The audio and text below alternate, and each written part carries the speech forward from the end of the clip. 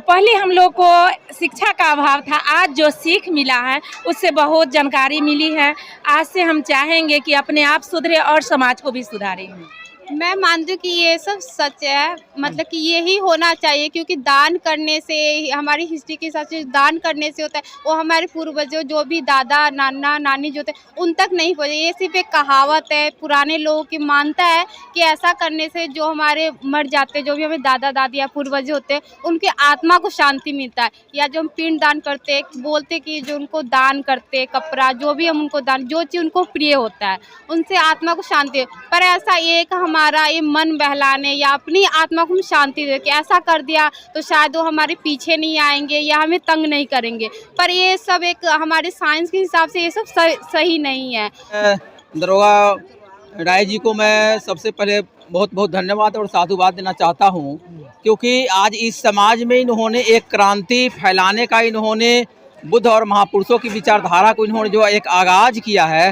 हाँ जी, ये बात सच है। पर आज भी हमारे बिहार में ऐसे कुछ क्षेत्र है या ऐसी कोई जगह है जहाँ पे बाल विवाह हो रहा है। मैं चाहती हूँ कि सरकार की इस पे खास ध्यान जाए और लड़कियों के लिए ज़्यादा सुविधा देनी चाहिए। महिला जरूरी है, क्योंकि हम चाहते हैं कि जिस समाज में जब तक महिला में जागृति नहीं आएगी, क्योंकि ब्राह्मणों ने महिलाओं का इस्तेमाल किया अंधविश्वास पाखंड को अपनी जड़ को जमाए रखने में, महिलाओं का शुरू से ही ज़्यादा इस्तेमाल किया है। दोस्तों नमस्कार, आप देख रहे हैं बहुजन शक्ति बिहार और आपका साथी मैं हूं शिव कुमार। मैं भी वैशाली में हूं, तथागत बुद्ध के कर्म भूमि के नाम से जाने जाते हैं। मैं उस वैशाली में हूं जिस वैशाली को भगवान महावीर के जन्मभूमि के नाम से जाने जाते हैं। मैं उस वैशाली में हूं जिस वैशाली को लोकतंत्र के जगत जननी और लक्ष्मी गणराज्य के नाम से जाने जाते हैं। आज उसी वैशाली में आप देख सकते हैं, यहाँ पर माता फुलिया देवी का यहाँ पर सम्मान समारोह का आयोजन किया गया था। और इतना ही नहीं, कैमरा पर्सन से मैं गुजारिश करूंगा थोड़ा आप आगे आएँ। आप देख सकते हैं तथागत गौतम बुद्ध, माता फुलिया देवी और बाबा साहब डॉक्टर भीमराव अंबेडकर को साक्षी मानकर आज माता फुलिया देवी का सम्मान कार्यक्रम का आयोजन किया गया था। हमारे बीच कुछ महिलाएं हैं, हम उनसे भी जानेंगे। जी, आपका क्या नाम है? क्या नाम है आपका? मेरा मनीषा। मनीषा, आज यहाँ पर पंडित जी नहीं आए हैं, यहाँ पर पिंडा नहीं पराया है, यहाँ पर चूरा चावल का दान नहीं हुआ है। मैं मानती हूँ कि ये सब सच है, मतलब कि यही होना चाहिए, क्योंकि दान करने से हमारी हिस्ट्री के हिसाब से दान करने से होता है, वो हमारे पूर्वजों जो भी दादा नाना नानी जो थे उन तक नहीं पहुँचे। ये सिर्फ एक कहावत है, पुराने लोगों की मानता है कि ऐसा करने से जो हमारे मर जाते, जो भी हमें दादा दादी या पूर्वज होते हैं, उनकी आत्मा को शांति मिलता है। या जो हम पिंड दान करते बोलते कि जो उनको दान करते कपड़ा, जो भी हम उनको दान, जो चीज़ उनको प्रिय होता है उनसे आत्मा को शांति। पर ऐसा एक हमारा ये मन बहलाने या अपनी आत्मा को हम शांति दे के ऐसा कर दिया तो शायद वो हमारे पीछे नहीं आएंगे या हमें तंग नहीं करेंगे। पर ये सब एक हमारे साइंस के हिसाब से ये सब सही नहीं है। जो बुद्ध भगवान थे वो हमें ज्ञान देते हैं कि जो सच्चाई को जाने, जो लाइफ की जो रियलिटी है वो हमें पता होनी चाहिए, जो भ्रम है। क्योंकि आज के जनरेशन जो हमारे पुराने लोग थे उनको नहीं पता, तो ज़्यादा एजुकेटेड नहीं थे, इसलिए वो सारी जो पीछे से लोग बोलते गए वो मानते गए। पर आज के जो हम लोग हैं, न्यू जनरेशन में जी रहे हैं, हमें जितनी ज़्यादा एजुकेटेड हो रहे उतनी ज़्यादा समझदारी आ रही है, तो इसलिए हम नए नए नियमों को अपना के अपने लाइफ स्टाइल को बेहतर से बेहतर बना रहे हैं। स्त्रियों के प्रति आवाज़ उठ रही है, उनकी हालत में सुधार है। एजुकेशन पे हम खास करके ध्यान, पहले के लोगों को देखे थे कि हाँ बाल विवाह होता था, जैसे पति मर गया तो पत्नी का भी मतलब कि जला दिया जाता, जिंदा ही जला दिया जाता, जिंदा ही जला दिया प्रथा कहते थे। हाँ, जिंदा ही जला। पर ये सब अब धीरे धीरे हमारे समाज से खत्म है, और मैं इस बात को एग्री करती हूँ कि ये समाज से खत्म होना चाहिए। और लड़कियों के प्रति जो है कि बेटी बचाओ बेटी पढ़ाओ, ये बहुत अच्छी बात है। और मैं चाहती हूँ कि हर एक जो भी हमारे समाज के लिए हर एक पढ़े लिखे और आगे बढ़े, अपने माँ बाप का नाम रोशन करे। और मैं उन लोगों को भी ये समझाना चाहती हूँ जो अभी भी बिहार में ऐसे कुछ लोग हैं जो अपनी बेटियों की कम उम्र में शादी कर देते हैं, उनको पढ़ाते, कहते पढ़ने से क्या होगा, जाके तो चूल्हा ही समान है। पर ये गलत बात है, लड़कियों को अगर मौका देंगे तो वो भी कुछ कर सकती है, वो भी डॉक्टर बन सकती है, वो भी कलेक्टर बन सकती है। पर नहीं, कहते कि से जोट। और लोगों का ये भी कहने कि हमारे पुराने जो दादा दादी है कहते लड़कियों को क्या घर ही संभालना है, बच्चे ही पालने हैं, पर ये गलत बात है। लड़कियों को मौका, मैं यही कहने गुजारिश है कि लड़कियों को मौका दो, उनको भी सपोर्ट करो। अगर उनको सपोर्ट तभी तो आगे जाएगी। जैसे जैसे लड़कियों को मौका मिल रहा है, हर सेक्टर में भाग ले रही है और काफी ऊंचाई तक पहुंच रही है। हाँ जी, ये बात सच है। पर आज भी हमारे बिहार में ऐसे कुछ क्षेत्र है या ऐसी कोई जगह है जहाँ पे बाल विवाह हो रहा है। मैं चाहती हूँ कि सरकार की इस पे खास ध्यान जाए और लड़कियों के लिए ज्यादा सुविधा देनी चाहिए। सरकार जो है वो भारतीय संविधान को मानते हुए बाल विवाह जो है उस पर रोक लगा हुआ है, पर अभी भी कुछ कानूनन हुआ अपराध कोई है और नहीं सामाजिक मानते। बुराई है। तो ये जो पढ़े लिखे लोग वही समझ पा रहे कि अपराध है, पर जो बाकी लोग हैं वो समझते कि सरकार तो पागल है, या कोई जो पढ़ा लिखा इंसान समझाता है किसी को तो वो भी समझते कि ये तो पागल है, इसके पास पैसे ज्यादा है। अच्छा, आज जो माता फुलिया देवी है वह पंडित जी को बुलाकर दान नहीं किया गया है, क्या उनको स्वर्ग में जगह मिलेगा? हाँ, ये बात और एक बात ये भी है कि हमारे कर्मों पर निर्भर करता है। अच्छा, ये नहीं होता कि लोग आके दिखावा करें, हमने अच्छे कर्म किए होंगे तो हमें स्वर्ग जरूर मिलेगा। हमारे कर्मों पे निर्धारित करते हैं। दान पुण्य ये करने से कुछ नहीं होता है। दान पुण्य करने से कुछ नहीं होता है। नहीं होता है। चलिए, तो आप देख सकते हैं यहाँ पर बारीकी से बताया गया हमारे बीच। आज यहाँ पर माता फुलिया देवी जी का चूड़ा दान, खटिया दान, मचिया दान, कंबल दान, रजाई दान नहीं किया गया है। क्या उनको स्वर्ग मिलेगा? जरूर मिलेगा। कैसे मिलेगा? मान कर चलिए, अगर वो पंडित जी को देते तो उनको स्वर्ग मिलता, अगर पंडित जी को नहीं दान किए तो स्वर्ग नहीं मिलेगा। तो कहते हैं कि जब तक हमको नहीं मिलेगा तब तक उनको कैसे पहुंचाएंगे? देखिए भैया, पहले हम लोग को शिक्षा का अभाव था, आज जो सीख मिला है उससे बहुत जानकारी मिली है। आज से हम चाहेंगे कि अपने आप सुधरे और समाज को भी सुधारें। मगर यहाँ पर लगातार जो महिला थी वो काफी समय भी दी है। क्या लग रहा है कि इस मौदा चतुर गांव में परिवर्तन होगा? जरूर होगा, जरूर होगा। बाबा साहब को आप कितना जानते हैं? आज से तो हम बाबा साहब को जानने लगे हैं जी। पहले से जानते थे लेकिन फॉलो नहीं करते थे। हाँ, दिमाग उतना नहीं था। आज जितना नॉलेज हमको मिल गया है उससे लगता है कि हम लोग सुधरेंगे और जो समाज में जैसे शिव चर्चा होती है वैसे हम लोग बाबा अम्बेडकर को चर्चा करूंगी, भीम चर्चा करेंगे जी, और बुद्ध चर्चा करेंगे। जरूर। बहुत बहुत स्वागत है सर, आज पातेपुर में आप आए हैं, इसके लिए स्वागत है आपका। सबसे पहले तो बहुजन शक्ति बिहार को आपका बहुत बहुत साधुवाद और धन्यवाद। सर, आज पातेपुर में पहला ओबीसी समाज में श्रद्धांजलि सभा का आयोजन किया गया है, जो बहुजन महापुरुष बाबा साहब अम्बेडकर और तथागत बुद्ध को साक्षी मानकर किया गया है। तो सबसे पहले तो मैं दरोगा राय जी को मैं सबसे पहले बहुत बहुत धन्यवाद और साधुवाद देना चाहता हूं, क्योंकि आज इस समाज में इन्होंने एक क्रांति फैलाने का, इन्होंने बुद्ध और महापुरुषों की विचारधारा को इन्होंने जो एक आगाज किया है, जो समाज के लिए सबसे बड़ी उपलब्धि का इन्होंने काम किया है। तो क्या लग रहा है इससे समाज में परिवर्तन आएगा?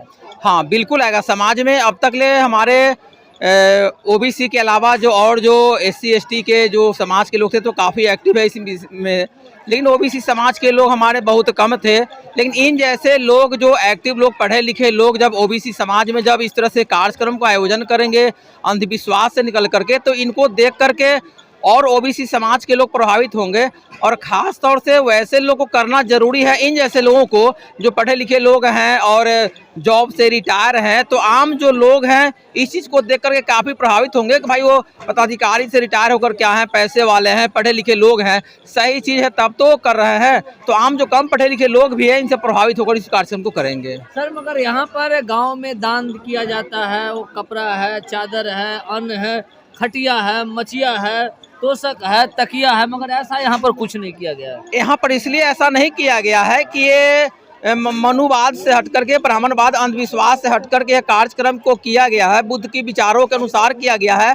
जो भी यहाँ पर जो अब तक ले जो कार्यक्रम कराया जाता था मनुवाद से, जो दान का जो चीज़ है, वो दान का तो जो स्वर्ग की बात है या किसी को जो मिल जाने की बात है, ऊपर में जो खाने पीने के मिल जाने की, जो भी तोशक तसिया रजाई गद्दा है, तो ये तो ब्राह्मण तो अपने सुख सुविधा के लिए उसको बुर्बक बना कर वो अपने घर में ले जाते हैं और उसका उपयोग करते हैं। ऐसा तो नहीं है कि हम दान करते हैं अपने घर परिवार के लिए जो मर जाते हैं और ऊपर में। ऐसा यदि होता तो सुनीता विलियम्स 9 महीना 14 दिन रह करके अंतरिक्ष में आई है, पूरे पृथ्वी का उन्होंने 9 महीना 14 दिन में 45,000 बार उन्होंने अंतरिक्ष का भ्रमण किया है।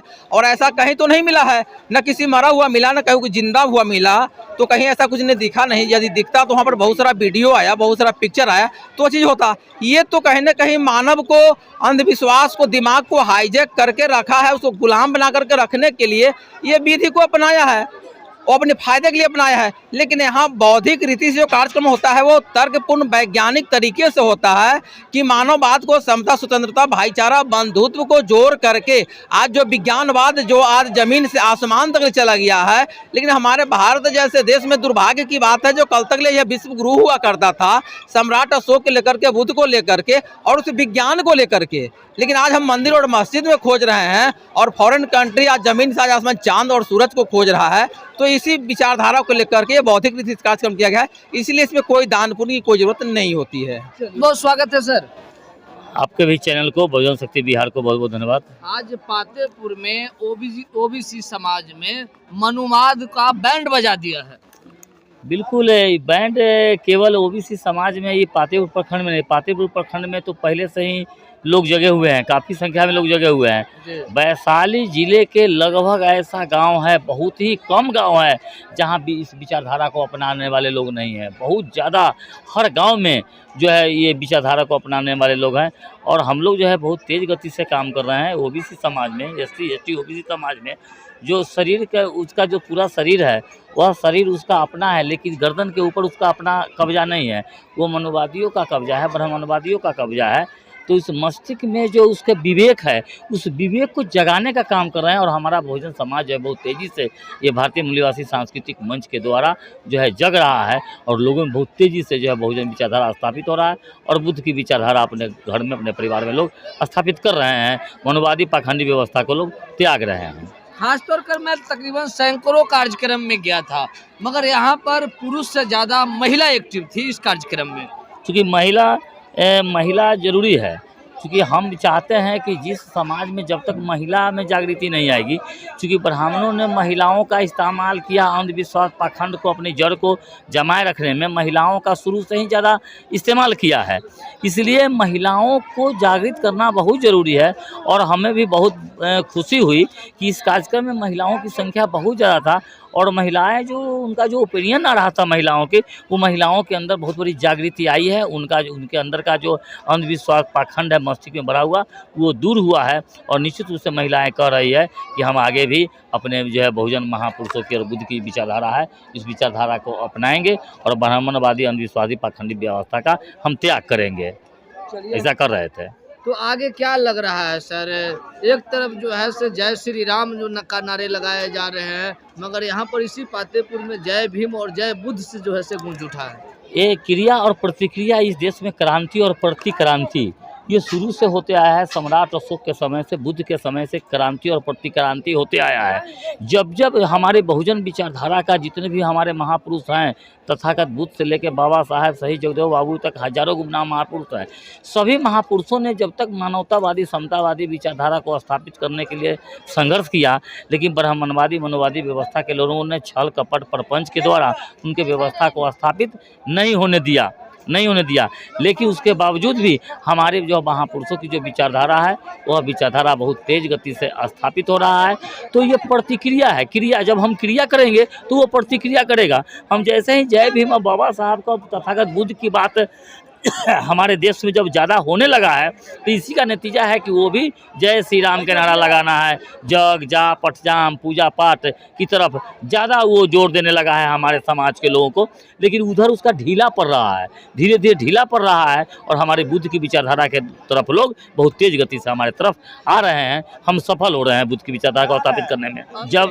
जब जुल्मी जुल्म करेगा सत्ता के हथियारों से, चप्पा चप्पा गूंज उठेगा जय भीम के नारों से। तो जैसे को तैसा, उसको नहीं जवाब देंगे अगर, तो हमारे जो कुछ युवा साथी हैं अगर इस तरह से नारा लगा रहे हैं तो जरूरी है, क्योंकि उसको 10% है, उसको जवाब देना जरूरी है। तो अच्छा ठीक है, उसको जवाब देना, क्योंकि सत्ता के हथियारों से ही हमको कत्ल कर रहा है। 10% कर रहा है, जय श्री राम बोलने वाले भी जो है ना वो भी बैकवर्ड समाज से ही है। तो वो हमारे समाज को ही तो वो मतलब जो गुलाम बना रखा है। हमारे समाज को अरम धर्म देवी देवता अखंड पाखंड में डर भय पैदा करके हमारे समाज ये समझ नहीं रहा है, इसलिए वो अंधविश्वास पाखंड में उसके साथ जो है लगा हुआ है।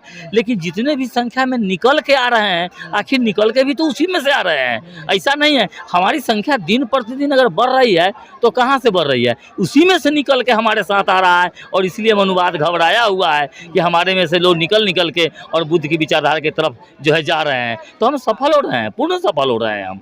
चलिए, आप देख सकते हैं, मैं आपको बताना चाहूँगा कि बाबा साहब जब कानून मंत्री थे तो इसी देश में भारत में आधी आबादी महिला को जब हिंदू कोड बिल लेकर गए थे महिलाओं के अधिकार के लिए, तो वही लोग जो है वो बाबा साहब को महिलाओं के अधिकार के लिए मना किया था, हिंदू कोड बिल के लिए पास करने के लिए मना किया था। मगर बाबा साहब डॉक्टर अंबेडकर ने उन्होंने बोला कि जब इस देश में आधी आबादी महिलाओं के लिए अधिकार पारित नहीं होगा तो हमारे जैसे लोगों को कानून